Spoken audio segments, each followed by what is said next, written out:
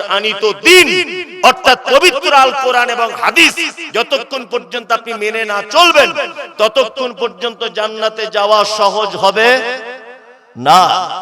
ওই জন্য আবেগ দিয়ে কিছু করে কিছু লাভ হবে না। জলসা শুনতেছে না রে তাকবীর আল্লাহু আকবার, অমুক বক্তা অমুক তমুক হাবি যাবি জিন্দাবাদ, এসব করে কোনো কাজ নেই। হাদিস এবং কোরআন মানুন, তাহলে জান্নাতে যাবার রাস্তা সহজ হবে। আবেগ দিয়ে কোনো কিছু করে জান্নাতে যাবার রাস্তা সহজ হবে না। যদি মৌখিক ভালোবেসে জান্নাত যাওয়া যেত, সবার আগে জান্নাতে বসে থাকতো মুহাম্মদ সাল্লাল্লাহু আলাইহি ওয়াসাল্লামের চাচা নাম তার আবু তালিব, সবার আগে জান্নাতে গিয়ে বসে থাকতো। থাকতো কি থাকতো না? যেতে পারছেন না, জান্নাত নাই। আপনাদেরকে আমি আবেগে কিছু কথা বলবো না, আমি আপনাদেরকে পবিত্র আল কোরআনের এই সমস্ত শব্দের একটু ব্যাখ্যা বিশ্লেষণ করি। প্রথমে ধরি কাকে, মোমেন ধরবো, মুনাফিক ধরবো, কাকে বলি? প্রথম সবই তো চুলকানি, সবই তো মানুষের ভিতরে ভর্তি। তা প্রথমে মুনাফিকটা বলি, যে মুনাফিক কাকে বলে। কি বললাম বুঝলেন? মুনাফিক কাকে বলে? আল্লাহু আকবার। নিফাক। আচ্ছা বলুন, একটা কথা বলি, খুব সহজ বাংলাতে আপনাদেরকে বোঝাবো আমি, সহজ বাংলাতে গল্পের মতো করে। এটা একটা 3 রাস্তার মোড়, একটা গেছে শিলিগুড়ির দিকে, একটা গেছে রাস্তার রায়গঞ্জের দিকে, আর একটা গেছে ধরে নেন ওই আপনার কি বলবো ভাটলের দিকে, একটা রাস্তা গেছে। তা আমরা 3 দিকে 3 রাস্তা যখন চলে যাই, এই মাঝখানে এই জায়গাটার নাম কি বলি? 3 রাস্তার মোড়, 3 মাথার মোড়। আবার যেখান থেকে 4টে রাস্তা ভাগ হয় সেখানে বলি চৌরাস্তা, বলি না? বলি। আরবিতে এটাকে বলে নিফাক। নিফাক মানে, নিফাক মানে হচ্ছে এমন এক রাস্তা, যে রাস্তা দিয়ে একাধিক রাস্তা বার হয়, যে জায়গা থেকে একাধিক কথা একই ব্যক্তির জন্য বার হয়, একই মুনাফিক। মসজিদের ইমাম সাহেব নামাজ পড়াচ্ছে, আপনাকে মুনাফিক চেনাচ্ছে। তো এত সুন্দর লোকটা কেরাত করছে ইমাম সাহেব, তার কেরাত শুনে মুসল্লিদের জান ঠান্ডা হয়ে যাচ্ছে। তো হঠাৎ করে একটা মুসল্লি ইমামের হাত দুটো ধরে বলছে, আলহামদুলিল্লাহ 30 বছর নামাজ পড়ছি, আপনার মতো কোনোদিন কোরআন তেলাওয়াত শুনিনি। আপনি এলাকার মধ্যে 1 নম্বর ইমাম, আর আপনার ব্যবহার আলহামদুলিল্লাহ খুবই ভালো। বলছে কে? ফজরের নামাজের পর একজন মুসল্লি। এখন ইমাম সাহেবের ছেলের পাতলা পায়খানা হচ্ছিল, ও কাউকে না বলে জোহরের সময় বাড়ি চলে গেছে, কাউকে না বলে। এখন ওই লোকটা নামাজ পড়তেছে যে মসজিদে, যে ফজরের সময় ইমামের প্রশংসা করছিল। এখন ও মসজিদে এসে ঢুকে দেখছে ওর সাথে যা ঝামেলা, ইমাম নেই বলে ওই লোকটা ইমামতি করছে, ওর সঙ্গে যা ঝামেলা, ও তো ওর পিছনে নামাজ পড়বে না। ও তখন পাছা ঘুরিয়ে বাড়ি চলে যাচ্ছে। বাড়ি যেতে যেতে পাড়ায় গিয়ে 10-12 জন লোক যেখানে বসে, ওখানে গিয়ে বলছে সবই ভালো, ইমাম সাহেবের একটা গুণ খুব খারাপ। কি খারাপ? না বলে বাড়ি চলে যায়, আর বাজে লোকেরা ইমামতি করে। আমার মনে হয় বারবার যখন না বলে চলে যায়, একে ইমামতি থেকে বাদ দেওয়াই ভালো। এ হচ্ছে পাক্কা মুনাফিক। এ কি? এ পাক্কা মুনাফিক। ফজরের সময় ইমামের প্রশংসা করলো, আর জোহরের সময় ইমামের বদনাম করলো, মানে একই মুখে একই ব্যক্তির জন্য 2 রকমের কথা বলে, যে সে কি? মুনাফিক। সে মুনাফিক। আল্লাহু আকবার। আজও পর্যন্ত মুনাফিকরা আছে না নেই? মুনাফিক বাজারে আছে না নেই? আছে। এই দেখুন, আপনাদেরকে আমি কয়েকটা মজার কথা বলি, খুব মজা লাগবে। আচ্ছা বলুন তো, পৃথিবীর সবথেকে খতরনাক পাপ কোন পাপ? শিরক। কে বলছে? একদম ঠিক, শিরক। শিরক সবথেকে কি পাপ? খতরনাক। তারপরের পাপ সালাত ছেড়ে দেওয়া, তারপরের পাপ অন্যায় ভাবে কাউকে হত্যা করা, তারপরের বড় পাপ পিতামাতার সঙ্গে অসৎ ব্যবহার করা, তারপরের বড় পাপ অন্যায় মিথ্যা সাক্ষ্য প্রদান করা, তারপরে বড় পাপ এতিমের মাল অন্যায় ভাবে ভক্ষণ করা। এইভাবে সহিহ হাদিসে এবং কোরআনে 69 থেকে 70টা বড় পাপের সিরিয়াল দেওয়া হয়েছে। 69 থেকে 70টা বড় পাপের সিরিয়াল দেওয়া হয়েছে। কি বললাম বুঝলেন? আচ্ছা, একটা মানুষ শিরিক করে মারা গেল, লোকটা স্বাভাবিক গতিতে জাহান্নাম যেতে পারে। একটা লোক তার পিতামাতার সাথে অসৎ ব্যবহার করলো, লোকটা স্বাভাবিক গতিতে জাহান্নাম যেতে পারে। একটা লোক নামাজ পড়লো না, স্বাভাবিক গতিতে লোকটা জাহান্নাম যেতে পারে। কিন্তু ওই লোকটা জাহান্নামের কোথায় থাকবে এ কথা আল্লাহ বা তার রাসূল কিছু বলছেন না। কিন্তু আল্লাহ সুবহানাহু ওয়া তাআলা মুনাফিকদের ব্যাপারে বলছেন, ইন্নাল মুনাফিকিনা ফিদ দারকিল আসফালি মিনান নার। মুনাফিক এত মারাত্মক পাপী যে ওকে জাহান্নামের একেবারে নিচেতে রাখা হবে, একেবারে নিচেতে রাখা হবে। এত বড় খারাপ লোক মুনাফিক। কি বলছি বুঝতে পারছেন? এইবার আপনাদেরকে বলি, মৌলভী সাহেব তাহলে মুনাফিক চিনবো কেমন করে? এই যে আল্লাহ নবী বলে দিয়েছেন মুনাফিক চেনার ব্যাপারে, বাহ্যিক দৃষ্টিতে মানে উপরে উপরে দেখলে বোঝা যাবে মুনাফিককে। এক, আয়াতুল মুনাফিকি সালাসা, মুহাম্মদ সাল্লাল্লাহু আলাইহি ওয়াসাল্লাম বলছেন উপরের দিক থেকে বুঝতে পারবে মুনাফিকের তিনটে গুণ। কটা? কটা? তিনটা। এক, ইজা হাদাসা কাযাবা, যখন সে কথা বলে মিথ্যা কথা বলে। যখন সে কথা বলে কি বলে? মিথ্যা কথা বলে। দুই, তার কাছে জনগণের সম্পদ রাখতে দিলে আত্মসাৎ করে। তিন, সে প্রতিশ্রুতি দিলে প্রতিশ্রুতিকে কি করে? ভঙ্গ করে। আরেকটা হাদিসে আছে প্রতিবেশীর সঙ্গে ঝগড়া মারামারি হলে অকথ্য ভাষাতে গালিগালাজ করে। তাহলে মুনাফিকের কটা গুণ জানতে পারলাম? কটা? চারটা। এক নম্বরে হচ্ছে কথা বললে মিথ্যা বলে। দুই, আমানত রক্ষা করে না। তিন, প্রতিশ্রুতি ভঙ্গ করে। চার, ঝগড়া হলে গালাগালি দেয়। এটা হচ্ছে মুনাফিকের বাহ্যিক দৃষ্টিতে মানে উপর থেকে বুঝতে পারবেন এই লোকটা মুনাফিক। ভালো করে বুঝুন। এখানে একটা প্রশ্ন জাগতে পারে মমতাজুল ভাই, একটা লোক আমানত রক্ষা করে, একটা লোক প্রতিশ্রুতি রক্ষা করে, একটা লোক ঝগড়া হলে গালাগালি দেয় না, কিন্তু লোকটা মাঝে মধ্যে মিথ্যা কথা বলে, এ কি মুনাফিক? এ কি মুনাফিক? চারটের মধ্যে একটা গুণের ভিতরে আছে, তিনটে নাই, তো ও কি মুনাফিক হবে? এই ছোটবেলাতে দেখেছি যে পাছাতে ফোঁড়া হলে, পিঠে ফোঁড়া হলে মা চাচিরা বাচ্চাটাকে ধরে খুব টিপে ফোঁড়ার সব রক্ত বার করে দিত, পুঁজ বার করে দিত, আর আরো জোরে টিপতো। ফোঁড়ার ভিতরে দেখবেন ওই আপনার ওই পিয়ারার দানার মতো একটা দানা মতো থাকে, থাকে না? মা চাচিরা গল্প করতো, তোর ফোঁড়ার দানা যতক্ষণ না বার না হবে ওই ফোঁড়া আবার চোখে গিয়ে উঠবে। বলতো না? বলতো কি বলতো না? বলতো। ওই জন্য চাপ দিয়ে ফোঁড়ার ভিতরের বিচি পর্যন্ত বার করে দিত, কারণ ওই ফোঁড়া যাতে অন্য জায়গায় না হয়। ঠিক তেমন আল্লাহর নবী বলছেন যার ভিতরে তিনটে গুণ নেই, একটা গুণ আছে, পরবর্তীতে ফিরে আবার মুনাফিক হওয়ার চান্স আছে। কি বলছি বুঝতে পারছেন না? পরবর্তীতে মুনাফিক হওয়ার কি আছে? চান্স আছে। ওই জন্য ওইটাকেও ত্যাগ করে দিতে হবে। তিনটের একটাও, চারটের একটাও যদি তার ভিতরে থাকে তাহলে সেও মুনাফিকের লিস্টের ভিতরে পড়ে যাবে। এবার আপনাদেরকে আর একটা কথা বলি, মুনাফিকদের বাহ্যিক দৃষ্টিতে এটা আপনাকে বোঝালাম। আভ্যন্তরীণ মুনাফিককে, অন্তরের দিক থেকে মুনাফিককে, অন্তরের দিক থেকে মুনাফিক আল্লাহ তাআলা বলছেন, আল্লাহ তাআলা পবিত্র আল কোরআনে বলছো, আমিনান নাস মান ইয়াকুলু আমান্না বিল্লাহি ওয়া বিল ইয়াউমিল আখির ওয়া মা হুম বিমুমিনিন। আল্লাহ বলছে কিছু লোক তারা আপনার কাছে আসবে মুহাম্মদ সাল্লাল্লাহু আলাইহি ওয়াসাল্লাম, এসে বলবে আমরা আল্লাহকে এক বলে মানি, আপনাকে নবী বলে মানি, আখিরাতকে শেষ বিচারের দিন বলে মানি, কিন্তু আল্লাহ তাআলা বলছেন তারা একজনও ঈমানদার নয়, সব মুনাফিক। কিছু লোক এরকম আছে না নেই? মুখে দেখবেন খুব মুসলিম দরদি, মুখে মুসলিম দরদি, ভিতরে ভিতরে আরএসএস এর সাথে হাত।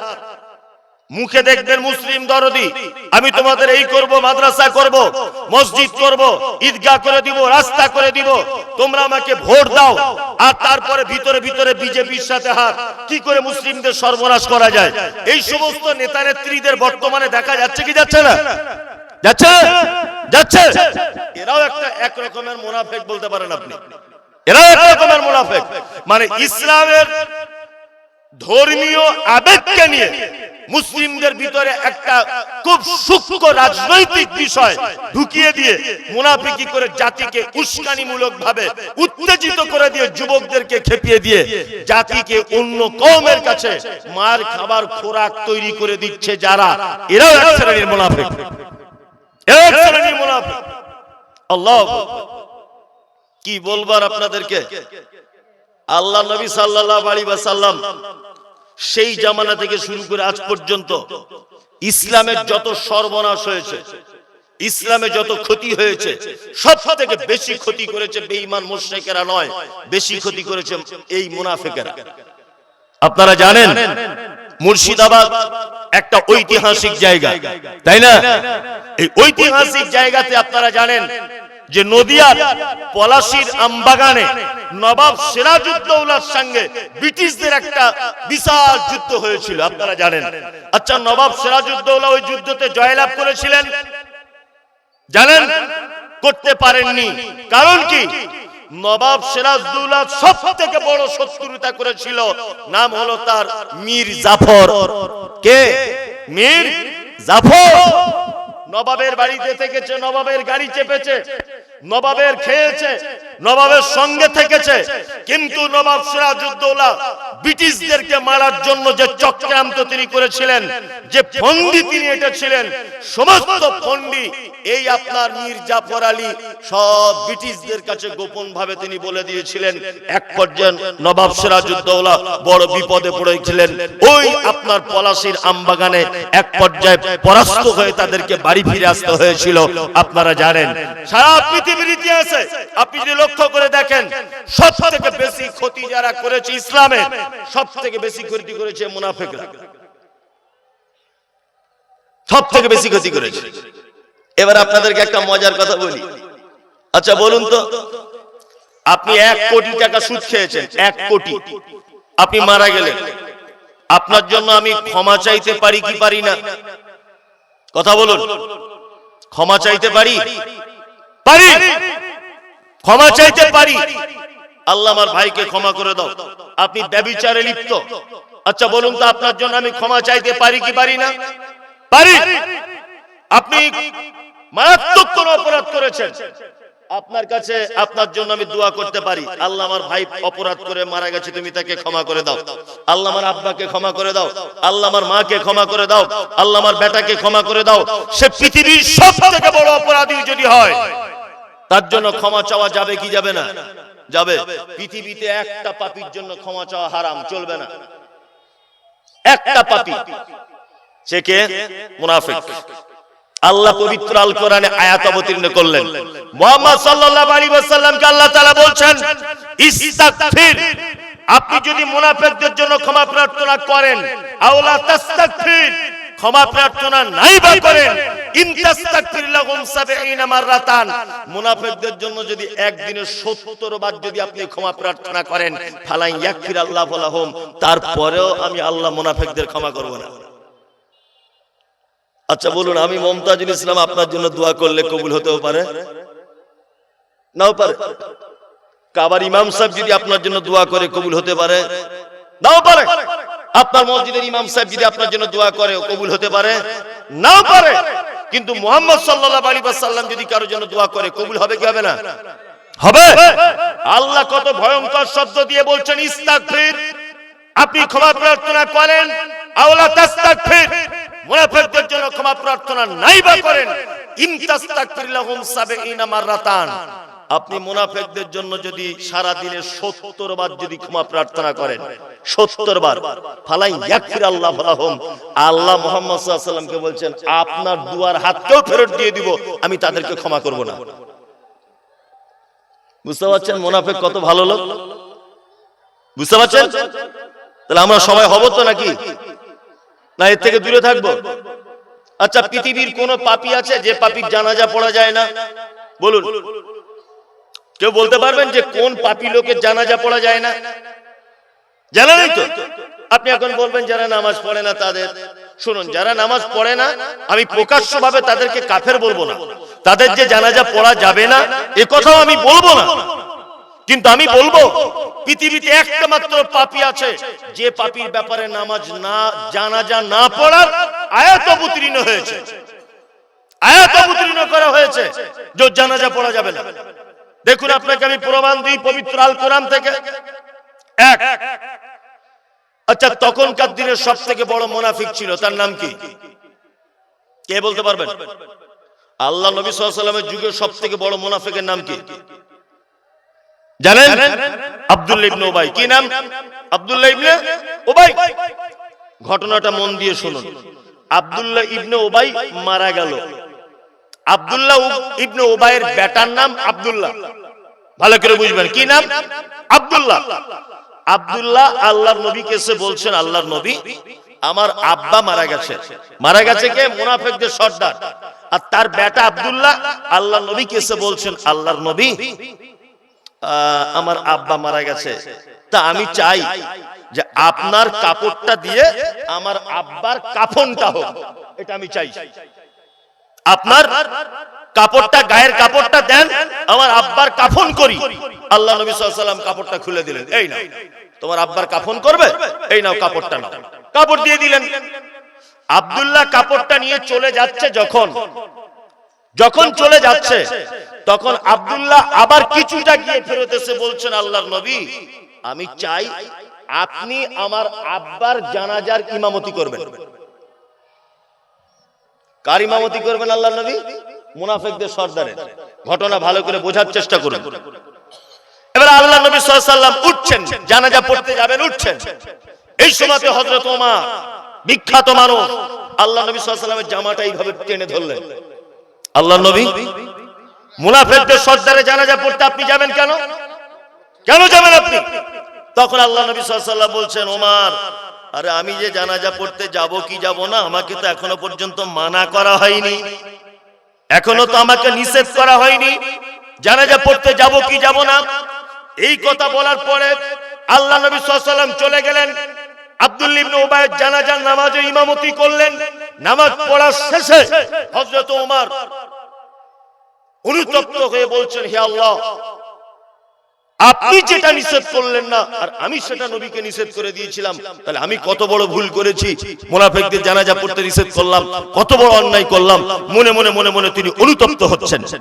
জানাজার মাঠে কোরআনের আয়াত অবতীর্ণ হলো, জানাজার মাঠে কোরআনের আয়াত অবতীর্ণ হলো। আল্লাহ তাআলা বলছেন, ওয়ালা তুসাল্লি আলা আহাদিন মিনহুম মাতা আবাদা ওয়ালা তাকুম আলা কবরিহি।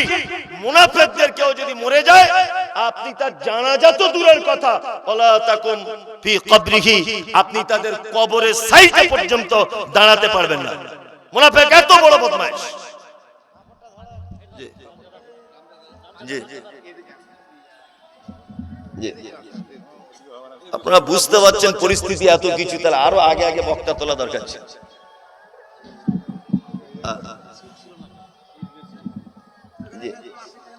চলুন এবার আপনাদেরকে বলি, আল্লাহ সুবহানাহু ওয়া তাআলা মুনাফিকদের জানাজার ব্যাপারে বলছেন, ওয়ালা তুসাল্লি আলা আহাদিন মিনহুম মাতা আবাদা ওয়ালা তাকুম আলা কবরিহি। মুনাফিকদের জানাজা তো দূরের কথা, তাদের জানাজা তো পড়া যাবে না, তাদের কবরের সাইডে পর্যন্ত দাঁড়ানো চলবে কি না। তাহলে পৃথিবীতে আমার মনে হয় এতক্ষণে বুঝতে পারা যাচ্ছে যে মুনাফিকদের থেকে বড় খারাপ আর কেউ কি নাই, আর কেউ নাই। আল্লাহু আকবার। মুনাফিক মানে যারা মুখে মিষ্টি মিষ্টি কথা বলে, অন্তরে কি বিষ। মুখে মিষ্টি মিষ্টি কথা বলে, অন্তরে বিষ। এরা কারা? মুনাফিক। আর সব থেকে জাতির বেশি ক্ষতি করেছে এরা, সব থেকে বেশি। আল্লাহ, একটা কথা আমার বললে হয়তো ভাববে রাজনৈতিক ব্যাপারে কথা বলছে। জি না, আমি রাজনৈতিক বক্তা নয়, আমি কোন দলের পদপ্রার্থী নয়, আমি কোন দলের সঙ্গে যোগাযোগ রাখি না। তবে আমি একটা খুব দামি কথা আপনাদেরকে স্মরণ করিয়ে দিই। আল্লাহ, আপনারা জানেন যে সারা ভারতবর্ষে কিছুদিন আগে ওয়াকফ বিল সংক্রান্ত একটা আইন পাস করা হয়েছিল, আপনারা দেখতে পেয়েছিলেন ওয়াকফ বিল। এই আইনটা যখন পাস করা হয়, আমাদের রাজ্য সরকার উনি বারবার একটা কথা বলেছিলেন যে পশ্চিম বাংলার কলকাতাতে আন্দোলন চলবে না, আন্দোলন যদি করতে হয় তাহলে তোমরা দিল্লিতে গিয়ে করো। আর উনি একথাও বলেছিলেন যে সারা ভারতবর্ষে যদি ওয়াকফ বিল পাস হয়ে যায়, আমি অন্তত পক্ষে পশ্চিম বাংলার মাটিতে ওয়াকফ বিল পাস করতে দিব না, একথা তিনি বলেছিলেন। কিন্তু উনি দায়িত্ব পালন করতে পেরেছেন? পারেননি। আজকে বড় দুঃখ লাগছে আমাদেরকে, আজকে সারা ভারতবর্ষে মুসলিমদেরকে তেজপাতার মতো ব্যবহার করা হচ্ছে। তেজপাতা বুঝেন? তেজপাতা তরকারিতে দেয় মজা করার জন্য, কিন্তু যখন আপনার পাতে পড়ে জিভে করে চেটে আপনি আবার ফেলে দেন। কেউ খায়? খায়? খায় না। মুসলিমদেরকে তেজপাতার মতো ভোট ব্যাংক হিসাবে ব্যবহার করা হচ্ছে। আজকে আপনারা দেখতে পেয়েছেন যে সারা ভারতবর্ষের ঐতিহ্যবাহী মসজিদ বাবরি মসজিদ আমাদের কাছ থেকে ছিনিয়ে নেওয়া হয়েছে। আপনারা জানেন যে উড়িষ্যাতে জগন্নাথের মন্দির, সেই মন্দির দীঘাতে তৈরি করা হয়েছে। সারা ভারতবর্ষে আমরা যদি 30% মুসলিম যদি বসবাস করি, তাহলে জগন্নাথ মন্দির করতে যদি 100 কোটি টাকা খরচা হয়, তাহলে আমরাও তো 30 কোটি টাকার দাবিদার। দাবিদার কি দাবিদার নয়? দাবিদার। আজকে আপনারা দেখতে পাচ্ছেন যে প্রত্যেক পুজো মণ্ডপে 2 লক্ষ করে টাকা দেওয়া হচ্ছে। হচ্ছে কি হচ্ছে না? তাহলে 2 লক্ষ টাকা যদি ওদেরকে দেওয়া হয়, তাহলে আমরা যদি 30% এই দেশের যদি বসবাস করি, তাহলে আমরাও তো 1,30,000 টাকা পাবো কি পাবো না? পাবো, পাবো। কিন্তু আমাদেরকে ব্যবহার করা হচ্ছে আর মুনাফিকি কথাবার্তা বলা হচ্ছে, শুধু আমাদেরকে নাচিয়ে দেওয়া হচ্ছে। আমি তোমাদের পাশে আছি, তোমাদের পাশে আছি। পাশে থেকে থেকে থেকে থেকে রাজ্য সরকার গতকাল এমন বাঁশ দিয়েছে মুসলিমদের যে 5 তারিখের ভিতরে ওয়াকফের আন্ডারে যে সমস্ত মসজিদ, মাদ্রাসা, কবরস্থান আছে, ওইগুলো সরকারি নথিভুক্ত করতে হবে। তাছাড়া একদম আছলা বাঁশ দিয়ে দিয়েছে, এক কঠিন বাঁশ। জাতি কোনোদিন ক্ষমা করবে না, কোনোদিন ক্ষমা করবে না। এত বড় বিশ্বাসঘাতকতা মুসলিমদের সাথে। আল্লাহ আল্লাহ তুমি এই সমস্ত ধোঁকাবাজ থেকে আমাদেরকে বাঁচাও, বলুন আমিন, আমিন। অন্ততপক্ষে একটা কথা জেনে রাখুন যে আমরা কোশ্চিন কালে কোনোদিন মুনাফিকদের লিস্টে নাম লেখাবো কি না, কোনোদিন নয়। মারাত্মক খাতারনাক। মুখে যেটা বলবেন, কাজে সেটা করার চেষ্টা কি করবেন, তাহলে আপনি মুনাফিক হতে যাবেন না। এবার আপনাদেরকে আরেকটা একটু ব্যাখ্যা বিশ্লেষণ করে দিই, সেটা হচ্ছে ফাসিক। কোরআনে একটা শব্দ আছে না, ফাসিকুন, আছে না নেই? আছে, আছে। ফাসিক কাদের বলে? ফাসিক কাদের বলে? যারা বড় বড় পাপের সাথে লিপ্ত, সেটা পাপ, এটা জানার পরেও ছেড়ে দিতে পারছে না, এ হচ্ছে ফাসিক। ফাসিক কে? যারা জানে এটা বড় পাপ, এটা জানার পরেও যারা ছেড়ে দিতে পারছে না, এরা হচ্ছে ফাসিক। ফাসিক কে? যারা জানে এটা কাবিরা গুনাহ, তারপরেও সেই গুনাহ থেকে ফেরত আসতে পারছে না, এরা হচ্ছে ফাসিক। তবে আপনাদেরকে একটা কথা বলে রাখছি, ফাসিকদের ব্যাপারে আল্লাহ সুবহানাহু ওয়া তাআলা তেমন ভাবে কিছু বলেননি। একটা কথা বলেছেন, আল্লাহু লা ইয়াহদিল কওমাল ফাসিকিন। ফাসিকদের একটাই সবথেকে খারাপই যে তারা জীবনে কোনোদিন সঠিক রাস্তা খুঁজে পাবে না। আর সঠিক রাস্তা খুঁজে না পেলেও যাবে কোথায়? জাহান্নাম। সঠিক রাস্তা খুঁজে না পেলে যাবে কোথায়? জাহান্নাম। আরেকটা ফাসিকদের ব্যাপারে বলা হয়েছে যে ফাসিকরা যদি তোমাদের কাছে কেউ কোনোদিন কোন খবর যদি নিয়ে আসে, তোমরা সেই খবরকে না যাচাই বাছাই করে কখনো সিদ্ধান্ত নিতে যেও না। অনেক সময়তে দেখা যায়, অনেক সময়তে মেঘের কারণে, আকাশ মেঘলা থাকার কারণে ঈদের চাঁদ দেখা যায় না। হয় কি হয় না? হয়। আপনাদের গ্রামটার নাম জানি না, এই গ্রামে ধরে নেন বিশাল মেঘ করেছে, 30টা রোজা পূর্ণ হয়ে গেছে বা 29টা রোজায় চাঁদ দেখতে গেছে মানুষ। কালকে ঈদ হবে কিন্তু চাঁদ দেখতে পাওয়া যাচ্ছে না।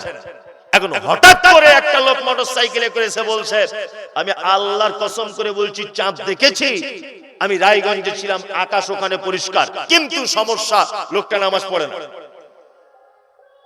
যে খবরটা দিচ্ছে ও কি 5 ওয়াক্ত নামাজ পড়ে না, ওর দাড়ি নাই, ও গাঁঠের নিচে কাপড় পরে, ও ঘন ঘন মিথ্যা কথা বলে, ও সুদের সঙ্গে যুক্ত, ও হারাম কাজে যুক্ত। এই লোকটার কথার ভিত্তিতে ঈদের নামাজ পড়া চলবে না, কারণ ও ফাসেক। ফাসেকদের কোন খবর নিয়ে সেই ইমানদারেরা সেই খবরের ভিত্তিতে কোন সিদ্ধান্ত নেওয়া চলবে না। ফাসেকদের কোন খবরের ব্যাপারে যাচাই বাছাই করতে হবে। তার মানে কোন মানুষ যেমন তেমন ভাবে কোনো কিছু খবর দিলে আগে সেই মানুষকে যাচাই বাছাই করতে হবে, তারপর সেই খবরে উপরে সিদ্ধান্ত নিতে হবে, তার আগে সিদ্ধান্ত নেওয়া চলবে না। ফাসিক, আল্লাহ সুবহানাহু ওয়া তাআলা বলছেন, আল্লাহ বলা ইয়াদিল কওমাল ফাসিকিন, কোশ্চিন কালে তারা কোনদিন সহজ সরল রাস্তা পেতে পারে না। এক কথায় সহজ বাংলাতে বুঝে যান, যারা বড় বড় পাপের সাথে যুক্ত তারা কখনোই জান্নাতের রাস্তা দেখতে পাবে কি না। তারা সব সময় বাঁকা পথে চলবে, সব সময় বিভ্রান্তির বেড়াজালে তারা আটকে যাবে। কি বলছি বুঝতে পারছেন? এইবার আরেকটা কথা আপনাদেরকে বলি, মুশরিক। এ ভাই, মুশরিক কাদেরকে বলা হয় এটা জানেন? পবিত্র আল কোরআনে আছে না নেই? মুশরিকুন শব্দ আছে না? আচ্ছা, মুশরিক কাদের বলে? এইখানে একটা কথা বলে দিই, শুনে রেখে দেন। আমরা অনেক সময় বলি যে হিন্দু ভাইরা মুশরিক, আমরা বলি জি না, হিন্দু ভাইরা মুশরিক নয়। মুশরিক কাদের মধ্যে আছে বর্তমানে? মুশরিক আমাদের মুসলিমদের ভিতরে লুকিয়ে আছে। যদি বলছেন এই কথাটা বাড়াবাড়ি হলো না, এই দেখুন, হিন্দু ভাইরা অর্থাৎ যারা বহু স্রষ্টাতে বিশ্বাসী, বহু স্রষ্টাতে যারা বিশ্বাস করে, এদের ব্যাপারে কোরআনের শব্দ এসেছে সাবেঈ। এরা কি সাবেঈ? আর মুশরিক কারা? মুশরিক হচ্ছে তারা, যেমন আবু জেহেলকে জিজ্ঞাসা করা হচ্ছে, আবু জেহেল রাত এবং দিনের মালিককে? আবু জেহেল বলছে আল্লাহ। আবু জেহেলকে জিজ্ঞাসা করা হচ্ছে সুস্থর মালিককে? আবু জেহেল বলছে আল্লাহ। আবু জেহেলকে জিজ্ঞাসা করা হচ্ছে কাবার মালিককে? আবু জেহেল বলছে আল্লাহ। মানে কাবার মালিক যে আল্লাহ এটা আবু জেহেল জানতো, তাহলে আবু জেহেল মুশরিক হলো কেন? কেন? আবু জেহেলের ধারণা এই ছিল, বেটা মোহাম্মদ শোনো, তোমার আল্লাহ কাবার মালিক এটা জানি, রাত দিনের মালিক এটা আল্লাহ জানি, সুস্থ অসুস্থতার মালিক আল্লাহ এটাও জানি, কিন্তু তোমার আল্লাহকে যে ডাইরেক্ট পাওয়া যাবে না, 360টা দেব দেবীর মাধ্যমে আল্লাহকে পেতে হবে। যাদের এই ধ্যান ধারণা, আল্লাহকে ডাইরেক্ট পাওয়া যায় না, আল্লাহ ডাইরেক্ট বাঁচাতে পারে না, আল্লাহ ডাইরেক্ট খেতে দিতে পারে না, আল্লাহ ডাইরেক্ট সুস্থতা অসুস্থতা করতে পারে না, কারুর মাধ্যমে তার কাছে পৌঁছাতে হয়, এরা কি? এরা কি মুশরিক?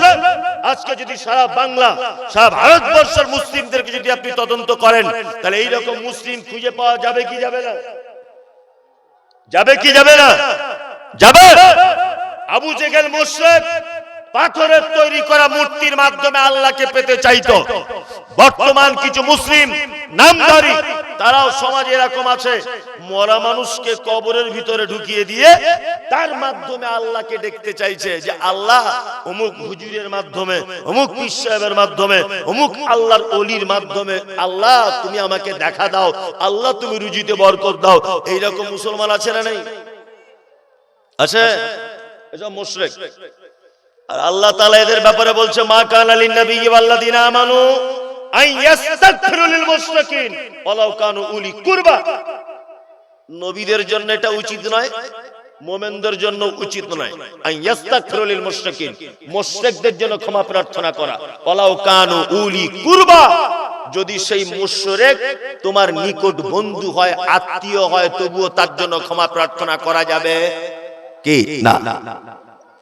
আজকে আমি একটা জিনিস খুব অবাক হই, খুব অবাক হচ্ছি ইদানিং বিশেষ করে। সেটা কি, আমার বোনের বিয়ে লেগেছে, তা একটা ঘটক এসেছে। তা আমাকে বলছে মমতাজুল ভাই আপনার বোনের জন্য একটা ভালো ছেলে দেখেছি। আচ্ছা কি ভালো ছেলে? তা বলছে ছেলেটা গাঁঠের উপরে কাপড় পরে, মুখে দাঁড়িয়ে আছে, আর সুন্নতি পোশাক পরে, হারাম হালাল বেচে খায়, কিন্তু ছেলেটা ফুচকার ব্যবসা করে। তা আমার মা এটা শুনে পাশের রুম থেকে বলছে এর থেকে ভালো ছেলে আর নাই। মানে ছেলেটা কিন্তু ইমানদার, কিন্তু ফুচকার ব্যবসা করে, এই জন্য আমার মা বলছে এর থেকে ভালো ছেলে নাই। তা ঘটক তখন বলছে ঠিক আছে, আবার ভালো ছেলে পেলে আপনাকে বলবো। তা এক সপ্তাহ পরে ঘটক আবার এসেছে, এসে আমার মাকে বলছে চাচিমা আপনার মেয়ের জন্য একটা ভালো ছেলে দেখেছি, ছেলেটা রায়গঞ্জ কোন এক হাই স্কুলের মাস্টার, তবে ছেলেটার একটা দোষ আছে, গাঁটের নিচে কাপড় পরে, মুখে দাড়ি নাই, হারাম হালাল বোঝে না, আর মাঝে সাঝে মাজারে গিয়ে সেজদা দেয়, চলবে?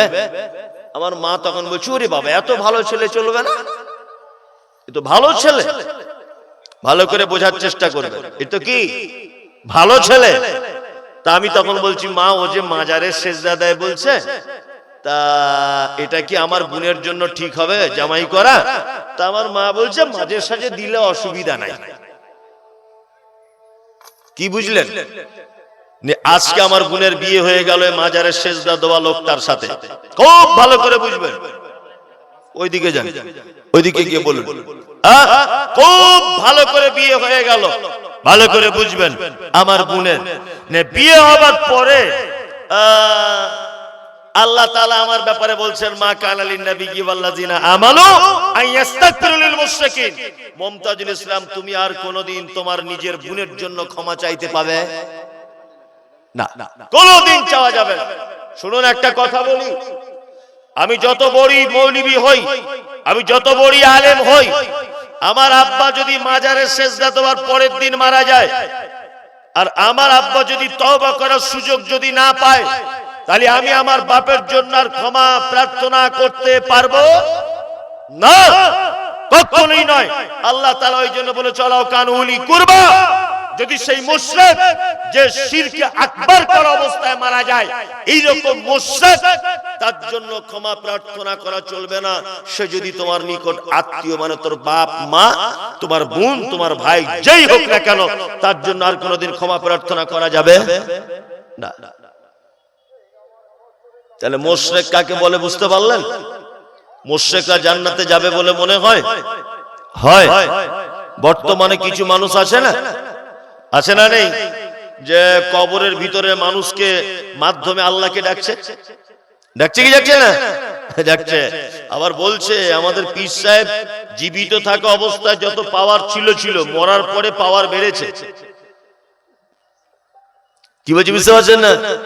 বলছে পীর সাহেব বেঁচে থাকা অবস্থায় যে পাওয়ার ছিল মরার পরে পাওয়ার বেড়েছে, তাই তো? আপনাকে একটা কথা আমি বলি, খুব মনোযোগ দিয়ে শুনবেন। আচ্ছা বলুন তো দেখি, হযরত আবু বকরের নাম শুনলে আমরা কি বলি? কি বলি? রাদিয়াল্লাহু তাআলা আনহু। বাংলা মানে আল্লাহ তুমি তার উপর রাজি হও, আল্লাহ তুমি তার উপর খুশি হও, তাই তো? আচ্ছা হযরত ওমর একই, হযরত উসমান একই, হযরত আলী একই। এবার বলুন তো আল্লাহর নবীর নাম শুনলে কি বলতে হয়? বাংলা মানে কি? আল্লাহ তুমি তার উপরে শান্তি বর্ষণ করো, তাই তো? শান্তি বর্ষণ করো। আচ্ছা এবার বলুন, আমি মুহাম্মদ সাল্লাল্লাহু আলাইহি ওয়াসাল্লামের নাম বললাম মুহাম্মদ, আপনারা কি বলবেন? সাল্লাল্লাহু আলাইহি ওয়াসাল্লাম। বাংলা মানে আল্লাহ তুমি নবীর উপরে শান্তি বর্ষণ করো। তা আপনি নবীর জন্য দোয়া করলেন না নবীর কাছে দোয়া চাইলেন? কোনটা? নবীর জন্য দোয়া করলেন, তাই না? দোয়া চাইলেন না।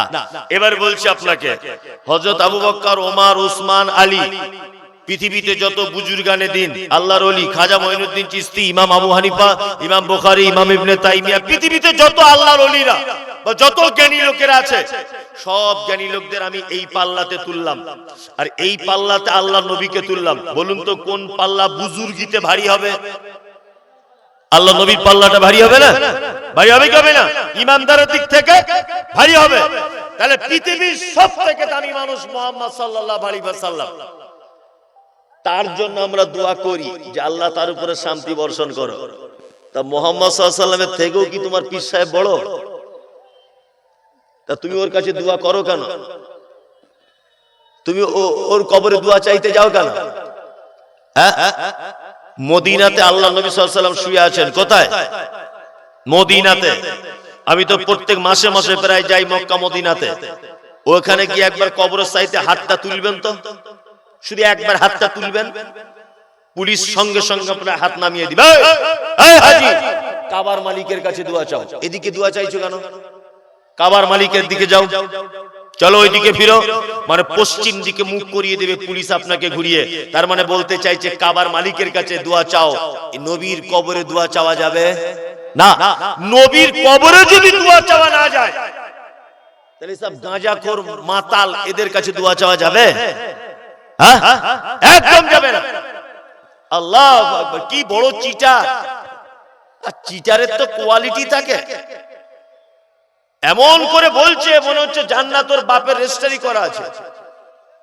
এমন করে বলছে যে জান্নাত মনে হয় আগে থেকে বুকিং করা আছে, অথচ জাতিকে ধোঁকা দিচ্ছে। কি বললাম বুঝলেন? একটা কথা আপনাদেরকে বলি, একটা গল্প বলি। এগুলো বক্তব্য দিতে গিয়ে আলেম ওলামাদের অনেক কাজ হবে। বাদশাহ হারুন রশিদ, বাদশাহ শাহজাহান, তার কাছে একটা লোক এসেছে। তার লোকটা একটা বাঁশ কাঁধে নিয়ে এসেছে। আগেকার দিনে বাঁশের দুই সাইডে ধান বেঁধে ধান আনতো, ওটাকে আপনাদের কি বলে? বাহক। ওই বাহক একটা লোক নিয়ে এসেছে কাঁধে করে, আর বাহকের একদিকে আছে একটা খাঁচা, আর একদিকে আছে একটা পাখি ধরা ফাঁদ।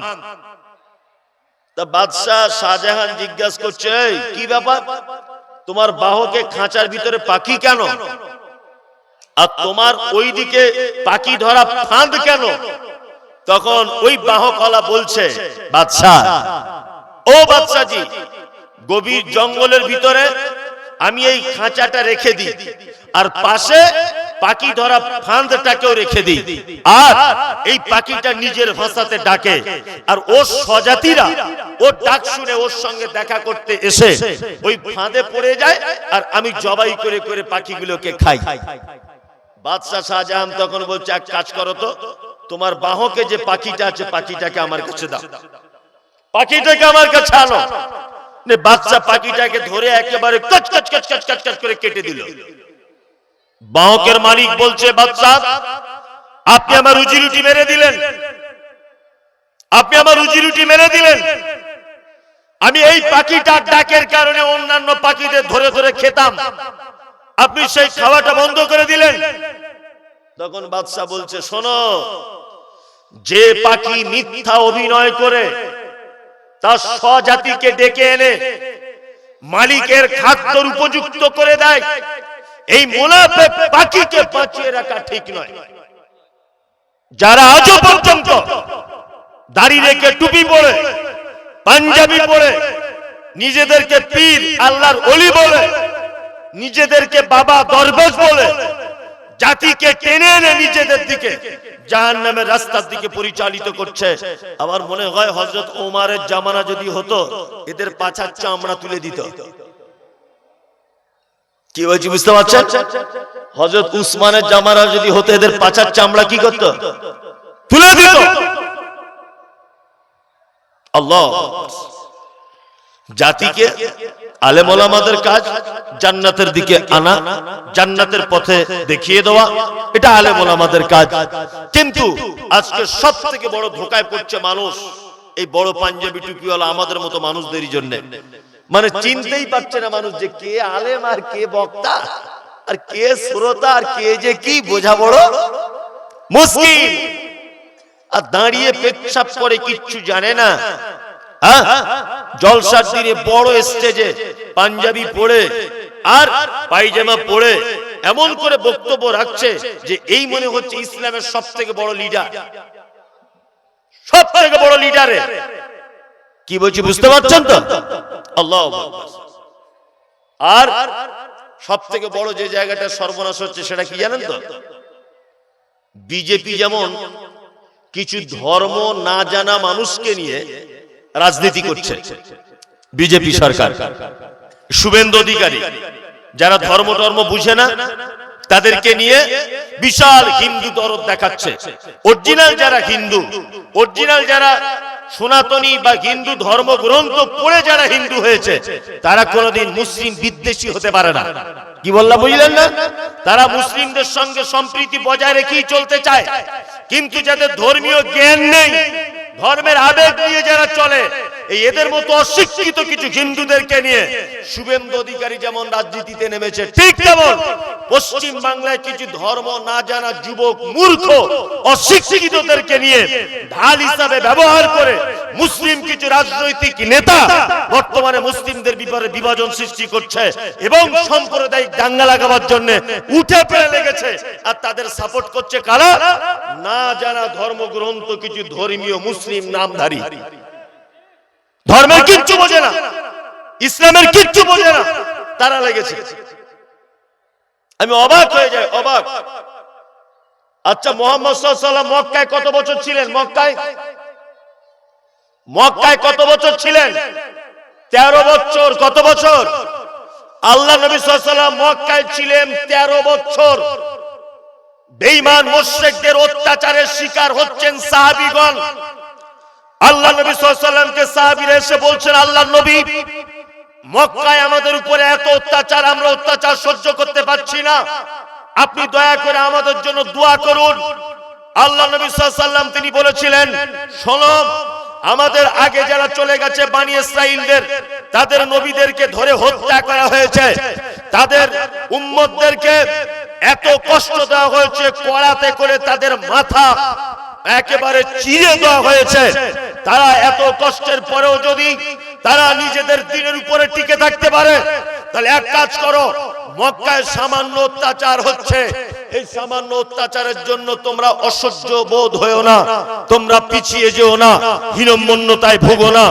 আল্লাহ চাইলে এই প্রতিবন্ধকতার ভিতর দিয়েই, এই জুলুমের ভিতর দিয়েই, এই অত্যাচারের ভিতর দিয়েই আমাদের সোনালী দিন ফেরত আসবে।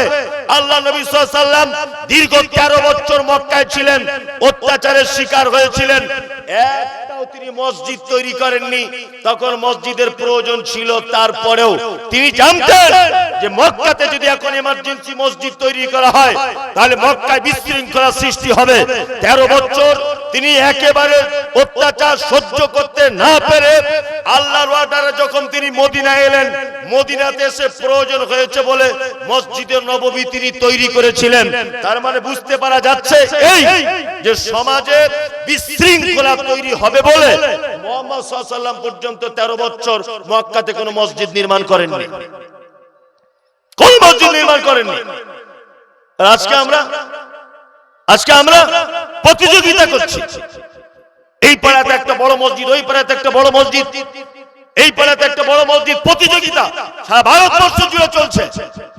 আর এই প্রতিযোগিতা আবেগে কিছু মুসলিমদেরকে ময়দানে নামিয়ে দেওয়া হয়েছে, তারা আবেগে তাদের সঙ্গে গা ভাসিয়ে দিয়েছে, নিয়ে বিশৃঙ্খলা সৃষ্টি হবার একটা সম্ভাবনা রয়েছে। ওই জন্য বলবো যে আবেগে গা ভাসিয়ে দেবেন না, ইসলামটাকে জানুন, ইসলামটাকে বুঝুন, তারপরে ধর্মীয় আবেগের দিকে গা ভাসান। তার আগে গা ভাসালে আপনার ঠকে যেতে হবে, কোনদিন আপনি জিততে পারবেন না, কোনদিন। সোশ্যাল মিডিয়াতে দেখতে পাচ্ছেন, ওরে বাবা, মমতাজুল ইসলাম মুর্শিদাবাদে ঢোকা যাবে না, মালদায় ঢোকা যাবে না, অমুক জায়গায় ঢুকতে দিব না, দেখছে না হুঙ্কার আসছে, হুঙ্কার আসছে না, আসছে। আসলে আবেগ, আল্লাহু আকবার, আবেগ। বলছে আমি নাকি বাবরি মসজিদের বিরোধিতা করেছি। আরে কোন মুসলিম কোনদিন মসজিদের বিরোধিতা করে না। আমি মমতাজুল ইসলাম বাবরি মসজিদের বিরোধিতা করব কেন? বাবরি মসজিদের বিরোধিতা আমি করব কেন? আমি করতে পারি? আমরা বিরোধিতা করেছি সময় আর পরিস্থিতি, সময় আর পরিস্থিতির বিরোধিতা করেছি। কি বললাম বুঝলেন না? কোন সময় এখন আমরা দাঁড়িয়ে আছি? আজকে সারা ভারতবর্ষ যখন আন্দোলন চলছে এসআইআর, মুসলমানরা দেশের নাগরিক কিনা এই প্রমাণ করতে যখন ব্যস্ত, ওয়াকফ সম্পত্তি চলে গেল এই নিয়ে যখন আমরা ব্যস্ত, এনআরসি নিয়ে যখন ব্যস্ত, ডিটেনশন ক্যাম্প নিয়ে যখন ব্যস্ত, নিজেদের অস্তিত্ব টিকিয়ে রাখার লড়াই চলছে, আর এর মাঝখানে হঠকারিতা একটা সিদ্ধান্ত করে নেওয়া, এটা তো ঠিক নয়। ঠিক ঠিক নয়, কখনোই ঠিক নয়। এখন আমি যদি কেউ বলে থাকে সোশ্যাল মিডিয়াতে যে আমি বিরোধিতা করছি, আমি তাদেরকে বলবো যে আমি বিরুদ্ধের লোক নয়, আমি পরিস্থিতি আর সময়ের বিরোধিতা করেছি, সময় আর পরিস্থিতি বিরোধিতা করেছি। যাই হোক, লোক চলে যাচ্ছে। তো একজন ভাই 2000 টাকা দিয়েছেন মাদ্রাসার জন্য, আর আমাকে কমিটি বারবার বলছে যে চাঁদার জন্য কিছু বলুন। বনবাড়ির সেলিম ভাই 2000 টাকা দিয়েছেন, আলহামদুলিল্লাহ। আল্লাহুম্মা সাল্লি আলাইহি আল্লাহুম্মা বারিক আলাইহি। আসলে রাত তো অনেক হয়ে গেছে, রাত তো অনেক হয়ে গেছে। এখন যতই ভালো বক্তব্য হোক আর মন্দ বক্তব্য হোক, মানুষ আর থাকবে না। প্রতিটা মানুষের এখন মন বিছানার চাদর কম্বলের দিকে চলে গেছে, তাই না? ওই জন্য আর এখন বক্তব্য হাজার হলেও আর চলবে না। ওই জন্য কমিটিও আমাকে বলছেন বারবার যে চাঁদার জন্য বলুন। আলহামদুলিল্লাহ, মাদ্রাসা দেখলাম তো একটা বিশাল মাদ্রাসা আপনারা চালাচ্ছেন, দেখেও ভালো লাগলো। আর অনেক জায়গার উপরে মাদ্রাসাটা, তা অবশ্যই মাদ্রাসা মসজিদের পক্ষে আমরা কেউ মাদ্রাসা মসজিদের বিপক্ষে নয়, বিপক্ষে কেউ নয়, আমি মমতাজুল ইসলামও নয়। মাদ্রাসাগুলোকে টিকিয়ে রাখতে হবে, কারণ ইসলাম বাঁচানোর সব থেকে বড় হাতিয়ার হচ্ছে এখন মাদ্রাসা, তাই না? এখান থেকে কোরআনের শিক্ষা হবে, এখান থেকে ইসলাম বাঁচানোর জন্য সৈনিক তৈরি হবে, ইসলামের সৈনিক অর্থাৎ আলেম ওলামারা। তারা আগামী দিনে ইসলামের হয়ে কাজ করবে ইনশাআল্লাহ। একটা কথা মাথায় রাখবেন, মাদ্রাসা যতদিন আছে ইসলাম ততদিন থাকবে। আল্লাহর দিন আল্লাহ বাঁচিয়ে রাখবে, এটা ভিন্ন ব্যাপার। কিন্তু দুনিয়াবি দৃষ্টিকোণ থেকে মাদ্রাসার ব্যাপক হারে প্রয়োজন রয়েছে, রয়েছে না নেই? রয়েছে। মানুষ তো থাকবে না, আর একটা পানি পড়ছে খুব, এখানে এটাই সমস্যা হয়ে গেছে, খুব পানি পড়ছে। মাথা ভিজে গেল না? বলছে মাথা ভিজে গেল, এটা একদমই সত্য। মানে আজকেই এটা হচ্ছে, কালকে আবার এটা ছিল না, কালকে এটা ছিল না। যাই হোক, আপনারা মাদ্রাসার জন্য সকলে একটু আগে আসুন। আমার সেলিম ভাই উনি দিয়েছেন 2000 টাকা। আল্লাহুম্মা সাল্লি আলাইহি আল্লাহুম্মা বারিক আলাইহি। আল্লাহ তুমি আমাদের দাতাদের দানগুলোকে গ্রহণ করে নাও, বলুন আমিন। যারা আছেন আপনারা কিছু দিলে দেন, যারা আছেন আপনারা কিছু দিলে অবশ্যই দেন, অবশ্যই দিয়ে দেন কিছু আপনার আল্লাহর রাস্তায়। জি,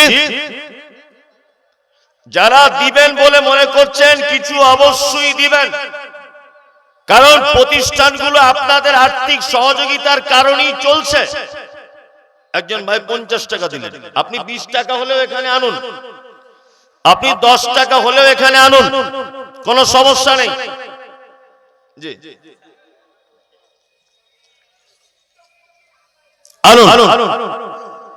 ও, এটা তোমার, তুমি দিয়ে দিলে খুলে, আর পড়বে না। একজন একটা চাঁদির আংটি দিয়েছে, আল্লাহুম্মা সাল্লি আলাইহি আল্লাহুম্মা বারিক আলাইহি। আল্লাহ তুমি তার দানকে গ্রহণ করো না, বলুন আমিন আমিন। যারা তোমাদের এখনো হলো না, তোমরা লিয়ালা হয়ে গেছে তো একদম, ওরা তো ওইগুলি খুঁজছিল, তাই না? তবে উল্টো পাল্টা থাম্বনেল দিয়ে আমাকে বিপদে ফেলো না, এটা বলে দিলাম।